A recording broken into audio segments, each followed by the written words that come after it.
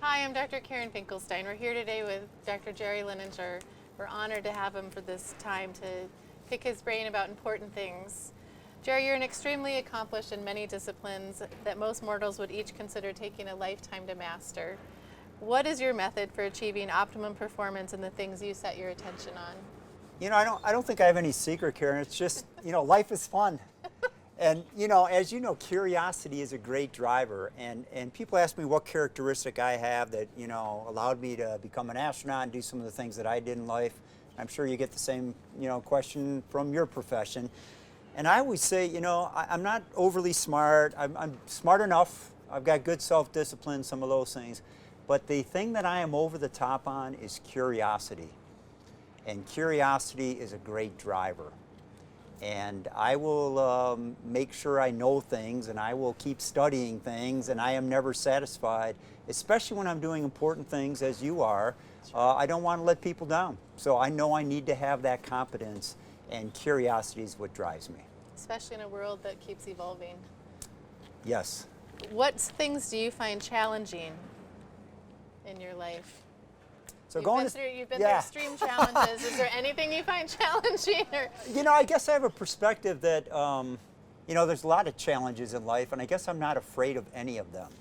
And blasting off in a rocket with 7 million pounds of thrust, that is life and death, no doubt about it. And when I talk to people, a lot of times, I tell them when they're kind of paralyzed by fear, I say, this is not the back end of an aircraft carrier on a stormy night. The back end of an aircraft carrier on a stormy night with a deck doing this and you're trying to fly that jet in there, that is truly life and death. And that might be worth, biting your fingernails and worrying a bit, and really focusing and really concentrating and realize that this is my life and the country I'm representing flying that jet, and I'm going to really have to rise to the occasion here. 99.9% of what we do is not the back end of an aircraft carrier on a stormy night. And so you have a challenge, you try, if you fail, it's a learning experience. It's a learning experience. And Karen, you have confidence. If you fail in what you're doing, you'll go do something else. And so I am not fearful of going and doing something else. And therefore, there's really no challenge that I'm afraid of facing. What advice would you give people facing a tough diagnosis medically? Yeah, I think we all face a lot of tough decisions in life in general. And I guess the main thing I would say on my experience on the Mir space station, we had a lot of bad days. But I learned to tuck that away, go to bed at night up on my wall upside down, strap myself in, and tell myself pleasant dreams, Jerry. And whatever happened, the fire, whatever happened during that day, just tuck it away, and I'm going to look forward to tomorrow. Each day is a new day with new experiences. Yes, and learn from it. Learn from what happened in the past. Don't repeat the same mistake, but press on. This is kind of a crazy one. I know you've spoken about seeing unexplained flying objects while you're orbiting in space. What is your belief about intelligent extraterrestrial life in the universe? Yeah, UFOs. Who thinks I saw UFOs? I sometimes in an audience I say, who thinks I saw a UFO? And you get about half the people. I definitely saw unidentified flying objects. Now, do not cut the film at that point because that would make me look like I'm a little out there. And what I've seen is things where I'd call my crewmate and say, what do you think that is? And it's a metallic thing floating in the distance. In space, it's very hard to tell distances.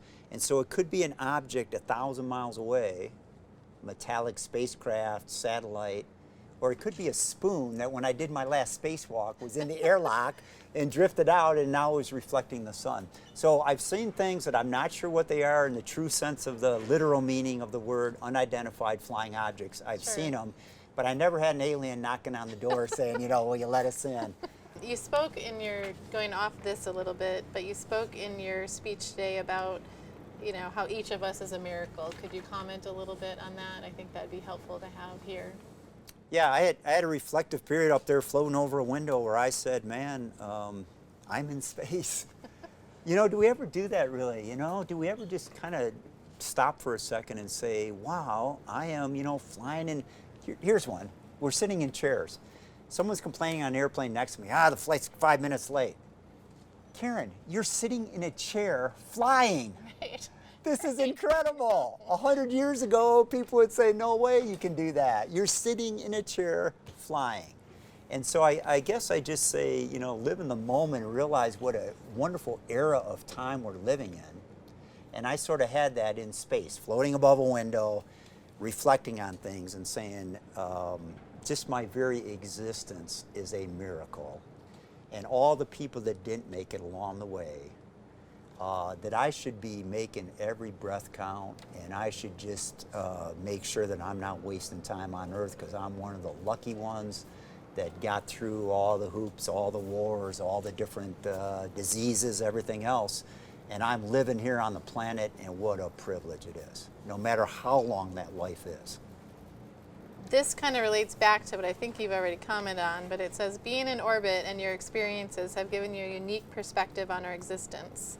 What are your thoughts on our place in the universe, the human soul, and even things like God and religion?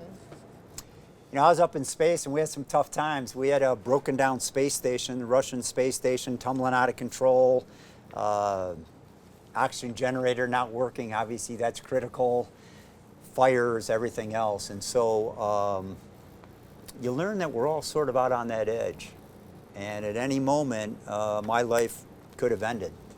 I guess the perspective I took away from that, given my career flying jets off aircraft carriers, launching in rockets with 7 million pounds of thrust, my life right now, I just consider it icing on the cake. You know, I had a life that anywhere along the way could have been snuffed out. And I made a conscious decision, for example, walking out to a rocket, to say, this is worth my life. I'm moving mankind forward. If I don't make it, so be it. I'm okay with that. So now I guess I just look at every day as icing on the cake. I'm still alive. If something happens to me, I don't want it to happen to me, but if it does, I've had a pretty good life. Right. I lived it to its fullest. So I did my best to make my time on Earth count for something and maybe affect other people around me in a positive way. No, I've had cancer patients say that cancer helped them dig down deep to find courage they never knew they had, and it freed them from the mundaneness of everyday life to actually celebrate, like you're saying, life each day, and to make them remember that that's what's important. It's not getting the job done, it's not going to work every day, it's the celebration of our existence. Every day you wake up and you do it again, but you need to feel it, experience it, be there in that moment. And maybe it's quality of life that matters, not quantity of life. And so I've tried to fill my life with adventure, and I try to take advantage of every moment of my life. I hate wasting time. That's probably the thing I hate more than anything. And I hate incompetence. I guess that's the other thing. I just, you know, people have a job to do, and if I'm depending on them being competent, they need to be competent or they're wasting part of my life. And so in the medical world, we're surrounded by people that are competent. In NASA, we are surrounded by people with brain power that's unbelievable, and they are competent. My United States Navy and Marine Corps, same thing. Here with the Air Force, you know, I like associating with people that know their stuff. What do you do as personal practice to keep balanced? What do you find helpful in terms of dealing with unexpected, stressful situations to ensure the most positive outcome? Do you have tricks from your space experience that everyday people can apply? You know, at the Naval Academy, they say we're preparing you mentally, morally, and physically to become officers of the United States Navy. And I've lived by that little 3-word mantra my whole life. I've tried to. So in balance in life, I try to make sure mentally I'm challenging myself all the time. And you know, I'm retired now, and people say, well, what do you do? And I don't have that 9-to-5 job, but I'll take a list of the 100 greatest books of the century, and I will methodically read through that list. And there was a fiction and nonfiction list, and it took me about 3 years to get through it. But I've got a different perspective because I would have never chosen those books. Right. So I can mentally challenge myself with even something like that. Mentally, morally, you know, living life right. I guess in my own case, I just say, I've got 3 boys and a girl, and I say I'm going to be a good role model for them. And that's sort of my compass is, do I want my kids to act the way I'm acting? And if I'm ashamed of those actions in front of my kids, I shouldn't be doing them. So that's the moral part. And obviously belief in God and all that, that goes into a different arena. Mentally, morally, and physically. I try to stay in decent shape. I'm hoping somebody down the line get on a Mars mission, I think they're going to take an old guy. It's a lot of radiation, a very dangerous mission. Us military guys are more expendable. I don't get it, but we are in general in the public eye. And so I still try to keep my foot in the door for a Mars mission down the line. So I try to stay physically in shape. And then I guess mentally, morally, physically, when you have all three of those things going, it complements every other part of that three. So if I'm physically healthy, alert, then mentally I'm better. And so it is a combination package, and just keep your life in balance. And even with terrible challenges of disease and life and death situations, try to keep that balance going, realize there's other aspects of life that you can still shine in. If a miracle happened and there were no limitations and it allowed the future to be anything you wanted, and you woke up tomorrow and it was true, how would you know what would have changed in our world or your world? Yeah, so looking down at the earth, you see that big picture, it's just a perspective change. And so it was life-changing for me. And so even simple things, if I see any conflict, say on a global scale, two countries, in my case it was Bosnia-Herzegovina, when I'm in space, are having battles and I'm looking down and land kind of looks the same, there's no boundary line between them, and you wish you could just pull people up into space for 30 seconds, the whole world, and look at the big picture and say, hey, we're all on that planet together. And I think the conflicts would go away. On a more personal level, you see conflicts between people. My instinct now says step back, look at the bigger picture, and understanding will pretty much always follow when you step back and understand the different points of view. We encourage patients not to be defined by their diagnoses and to live rich and full lives. What advice can you give to help people move through daunting challenges?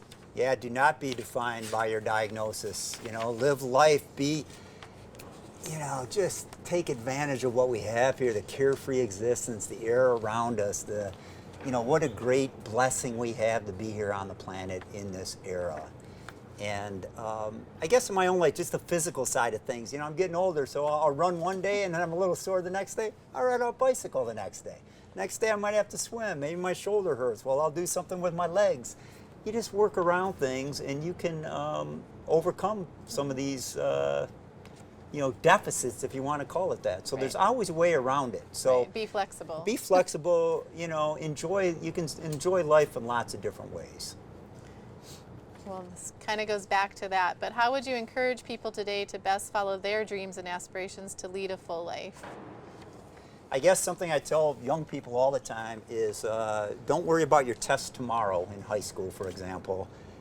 Where are you going to be 10 years from now? You have to have a vision out there saying, that's the direction I want to go. In your own case, I want to be a physician. I want to take care of people. You have that caring attitude. I want to do that. That's my distant goal. And then along the way, you make kind of sub-goals. Okay, in order to get that, I have to do pretty well in biology class. And then in medical school, I better do pretty darn well so that I can get the residency I want.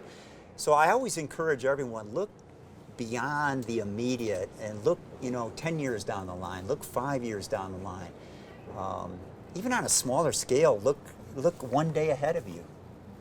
Where do I want to be tomorrow? I have a little drill that I think is a good one.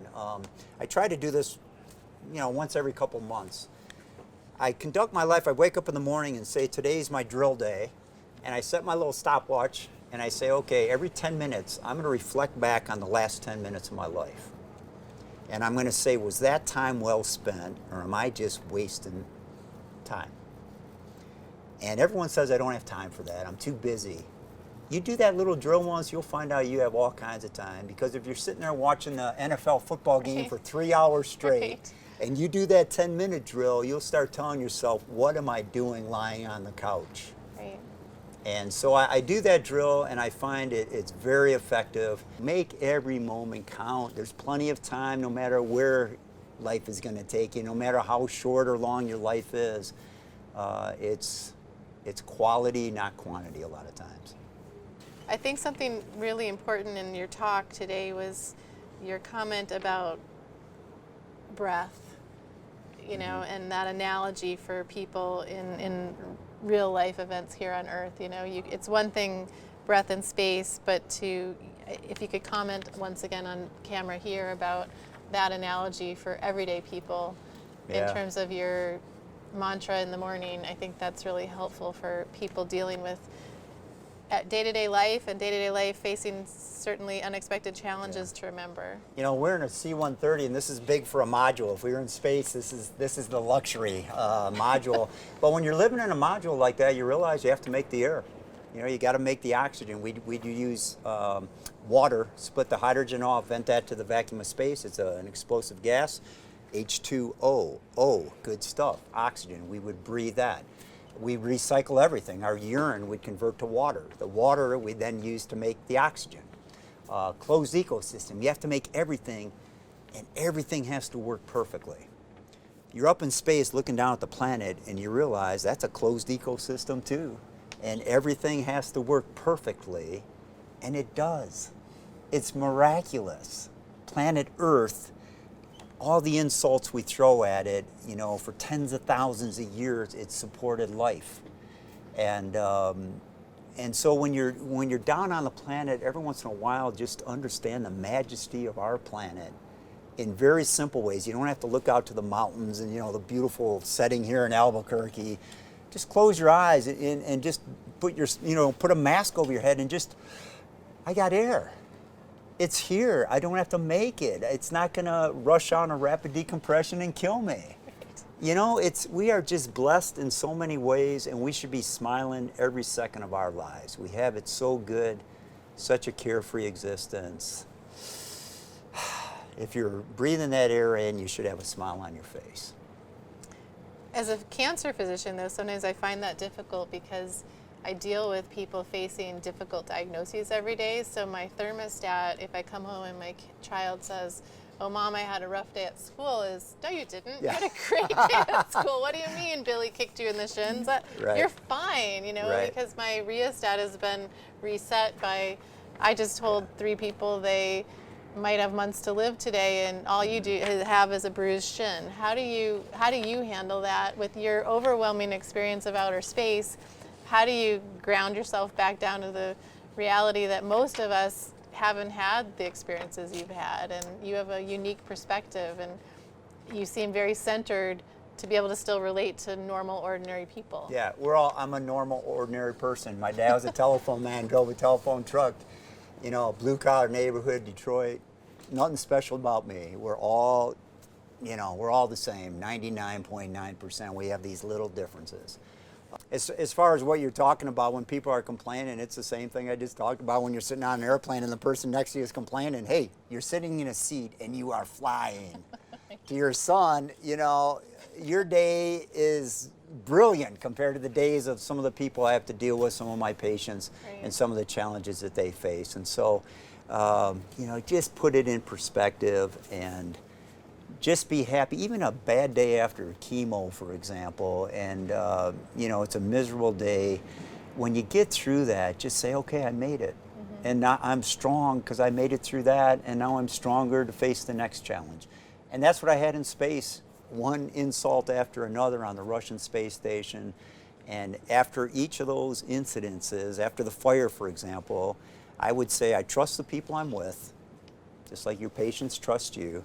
We're going to put our heads together, we're going to be rational, and we're going to battle through this thing together. And if it's survivable, we're going to survive. That's an attitude I had. If it's survivable, we're going to survive. And if it's not, I kind of had an attitude of so be it, I'll move on, another life someday, hopefully in the heavens that I was floating in with that grand view of the world, you know, that the Creator made with planet Earth down below. Can't be too bad, you know. So you kind of put things in perspective, and then those challenges, yeah, you have some tough ones, don't get me wrong, they're tough. But once you've overcome those, there's a good feeling involved in that, hey, I made it through that, I can make it through the next challenge. And I find that that's in some ways, a snowball effect with patients with cancer, where the first time they're diagnosed, their level of fear and anxiety is tremendous. The second or third recurrence, they have a sense of calm where they realize this is just another round. I'm good. Yeah. What's our plan? Let's move forward. Let's look in the future. I'm not going to focus on the fear. I'm going to focus on what are we going to do about it. And it's amazing to me that their sense of calm actually increases sometimes with the Might even severity be of the more story severe. getting worse. Right. Yeah. Because they have this experience to say, you know what, I'm going to just move forward. And I've already learned this isn't going to stop me. This isn't going to define me. I'm just going to keep moving forward. What's our plan? And again, in space, after a fire, after a tumble, after losing our oxygen generator, man, I am brothers with the two guys. I do not want my two crewmates to leave because I trust them. And I'll tell you, people talk about space tourism, and generally on a good mission, no problem. But I will tell you 100% sure of it, that if I was with two space tourists and not with two trained cosmonauts that knew their stuff, that were, the one guy used to be a MiG fighter pilot, you know, tough situations in life. When we had tough situations, we all learned to be calm. You know, take your own pulse, the old physician thing, take your own pulse, then take the pulse of the patient. Same thing, we learned to be calm, and I got to the point where I trusted my two crewmates, and if it was survivable, we were going to survive it together. This goes back to some things you've already said, but perhaps for the video might be helpful.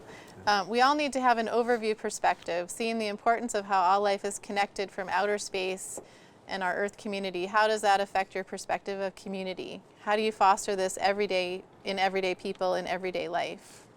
I think any astronaut tell you got that grand view of the world, and talk about strategic thinking or looking at the big picture.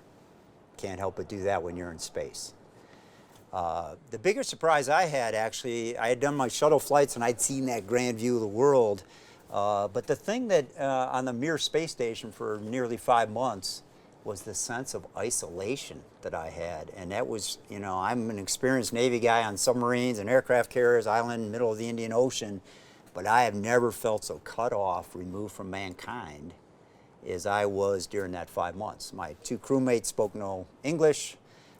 Communication to Earth was only to Mission Control Moscow, broken down essentially through static every 90 minutes. If we could talk for 30 seconds, we were lucky, and usually it was data and things to correct problems we were having. Okay. And I guess the lesson I learned there is you better be comfortable with who you are as a person.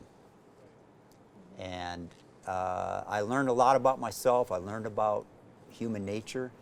And I found out that we can rise the occasion and we can overcome anything. You know, I'm optimistic about convergence of all these different technologies coming together in medicine.